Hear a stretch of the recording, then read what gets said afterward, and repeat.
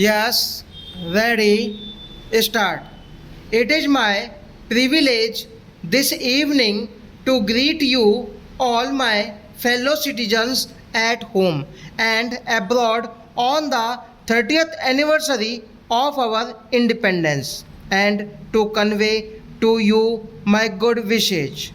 It will be my endeavor as the first servant of the people to exert myself to the utmost for the service of our people and our country. I hope to return in some humble way the affection and regard I have enjoyed from all sections of society for 45 years of my political life. 30 years have gone past since we become free.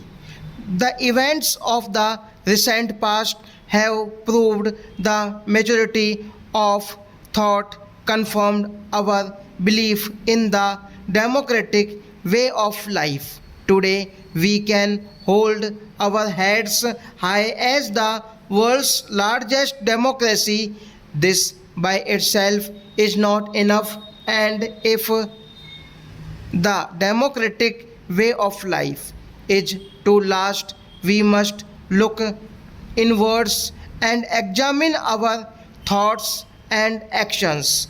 The democratic way of life must result in a rapport between the mass of our people, particularly those living in the rural areas, our political mentors, and the administration life for our long suffering people, many of whom live well below the substance level, can have no hope unless it has substantial inbuilt economic and social substance. Only then can we mobilize our enormous human resources to actively participate in the task of nation building.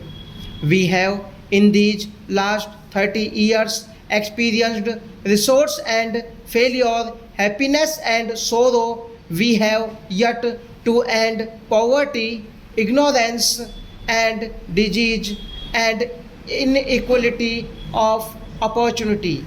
The ambition of the greatest man of our times, Mahatma Gandhi, was to wipe tear from every eye.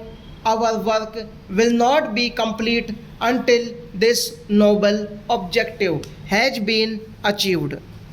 India lives in the villages, and these simple folk of our richest heritage, the 5 years plans for socio-economic development have no doubt yielded some results, but has their impact been substantial?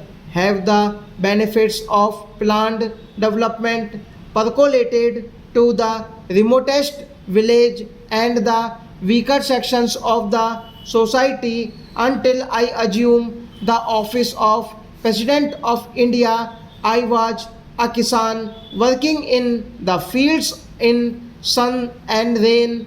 I know at first hand the difficulties which millions of our countrymen face even in obtaining the basic necessities of life like drinking water, facilities for education and health. Stop.